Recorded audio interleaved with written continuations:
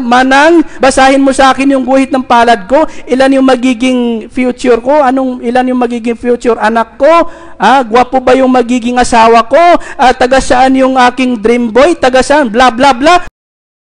Mga kapatid sa Islam, ang Muslim, kay Allah lamang siya nagtitiwala.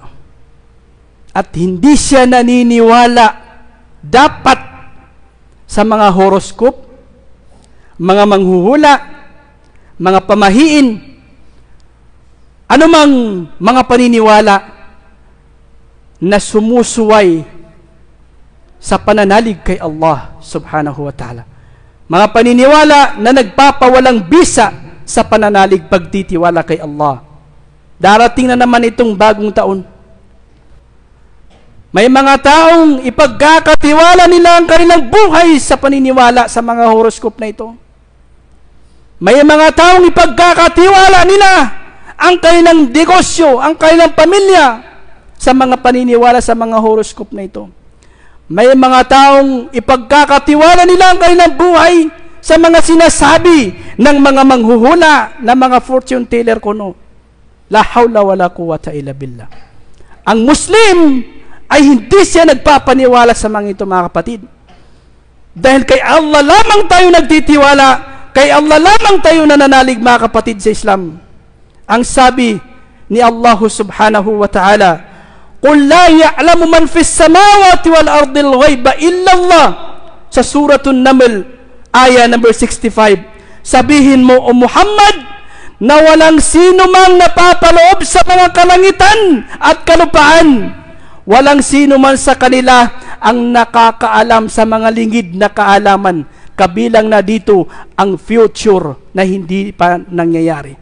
Walang nakakaalam sa kanila sa mga lingid na kaalaman, mga ghaib, illallah, maliban kay Allah.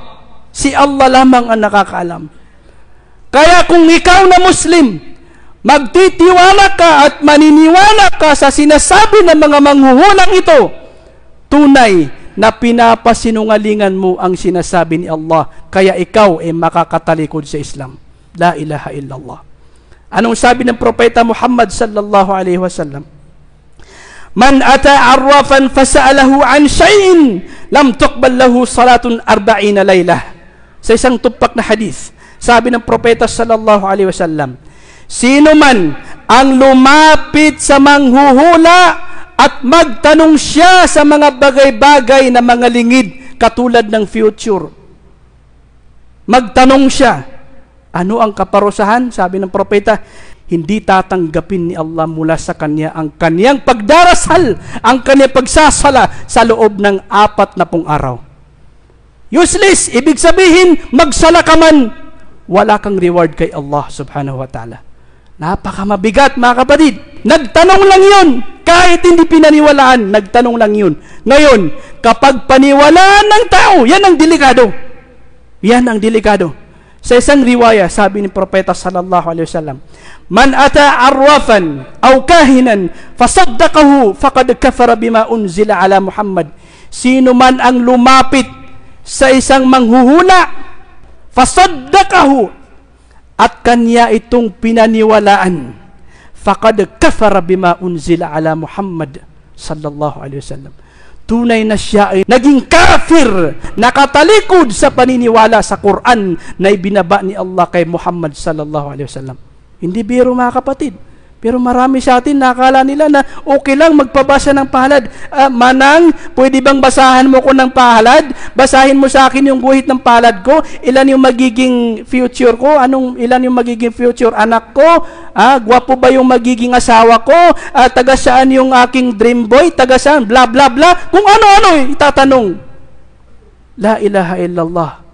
Nagtanong ka lang kahit hindi mo pinaniwalaan, walang tatanggapin na pagdarasal sa'yo sa loob ng 40 araw. Ngayon, kung pinaniwalaan mo yan, nagtiwala ka dyan, ikaw ay kafir. Masakit sa pandinig. Pero ang propeta mismo, na hindi nagsisinungaling, siyang nagsabi na siya naging kafir. La ilaha illallah. A'udhu billah. Paniniwala sa mga lakit charm. Ang Muslim ay hindi kailanman nagtitiwala sa mga lakit charm. Mga agimat, hindi nagtitiwala dito. mga buyag-buyag ng mga porselas, hindi nagtitiwala dito. Hindi na pinapasuot yung kanyang mga anak ng mga porselas na panguntra daw buyag-buyag, bla bla bla. Dahil siya Muslim, kay Allah lamang siya nananalig, hindi sa mga agibat na ito. Pampaswerte sa negosyo, wala, hindi nagtitiwala dito Muslim dahil siya Muslim. Kay Allah lamang siya naniniwala, mga kapatid sa Islam. Tingnan niyo kung papaano niluloko ang marami sa mga taong naniniwala sa mga ito. Yung mga nagtitinda nito sa Quiapo, diyan sa Miranda, Plaza Miranda, yung mga nagtitinda diyan, bakit hanggang ngayon? Ilang years na silang nagtitinda diyan, yan pa rin ang kalagayan nila. Sila na yung nagbebenta ng mga lakitsam, bakit hindi pa rin sila umasinso? Mindset ba? Mindset, mga kapatid. Ang Muslim ay hindi nagpapaloko sa mga paniniwalang ito, mga kapatid. Paniniwala sa mga pamahiin. Ang Muslim ay hindi naniniwala sa pamahiin. Mga kapumalian at tigong mga loks. Hindi nagtitiwala dito. At-tuyaratu syirkun, at-tuyaratu syirkun, sabi ng propeta sallallahu alaihi wasallam.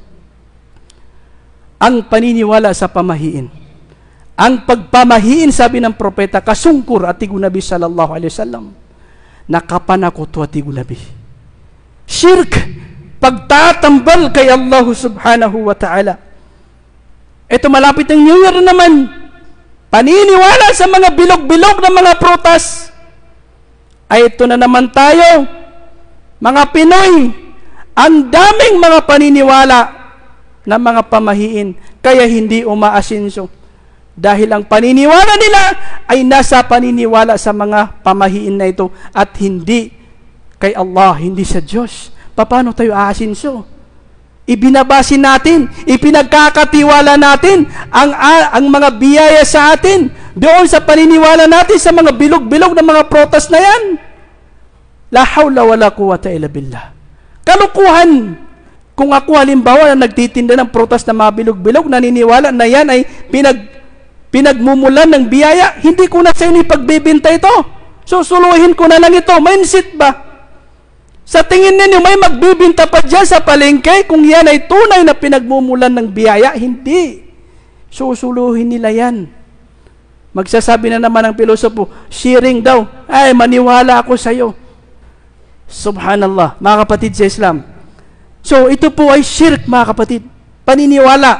Kapag bagong taon yan, magtatalon-talon daw. Ito, gibain na natin itong mga pamahiin na ito. Para hindi tayo dito masadlak tayo, mga Muslim. Sila, kung magpapa-auto pa rin sila dito, pabayanan natin sila. Pero at least, tayo mga Muslim ay mapagbalaan natin ang ating mga sarili. Mapagbawalan natin, mapag-ingat natin ang ating mga sarili. Magtatalon-talon. La ilaha illallah. Magtatalon-talon sa New Year para tumangkad daw. Haindapit. Subhanallah. Walang ganyan. Kung flat 5 ka, 5'1 na, dyan ka lang talaga. Huwag ka nang mangarap na maging 6-footer ka pa sa pagtatalon-talon mo na yan. Kasi kahit na ilang beses ka magtalon-talon, walang mangyayari.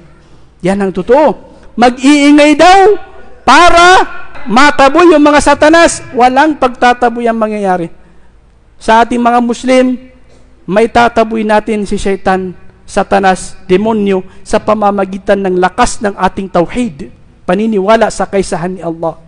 At pagpapakup-kup natin kay Allah subhanahu wa ta'ala. Marami, napakarami. Maubusan tayo ng oras kung ating babanggitin lahat. May mga tao na hindi pa lalabas ng bahay. Kapag mayroon siyang narinig na butiki, lalabas ng bahay, na kapag mayroon siyang marinig na butiki, o kaya may makita siyang maitim na kwan, la ilaha illallah, maitim na wak, nasasabihin niya, masamang pangitain ito, na nadito lang ako sa bahay. Baka ganito. Shirk. Ang propeta sallallahu alaihi wasallam, kapag siya lumalabas, anong kaning turo? Bismillahi, tawakkaltu ala Allahi, wala hawla wala quwwata illa billah. Sa ngalan ni Allah, ako ay nananalig kay Allah. Walang lakas at kakayahan maliban sa pamamagitan ni Allah. Yan ang Muslim. So mga kapatid, sa pananampalatayang Islam, ito ang paninindigan natin mga Muslim. Gawin natin yung parte natin sa pagsasagawa sa mga makakabuti sa atin na ipinapahintulot ng Islam at pag-iwas sa mga masasama na makakasama sa atin ayon sa Islam, at ipaubaya na natin kay Allah ang resulta nito. Magtiwala tayo kay Allah subhanahu wa ta'ala. Yan ang paninindigan ng isang matuwid na mananampalataya kay Allah subhanahu wa ta'ala hanggang sa siya imabutan ng kamatayan na nasa kanya ang lubos, taos puso na pananalig at pagtitiwala kay Allah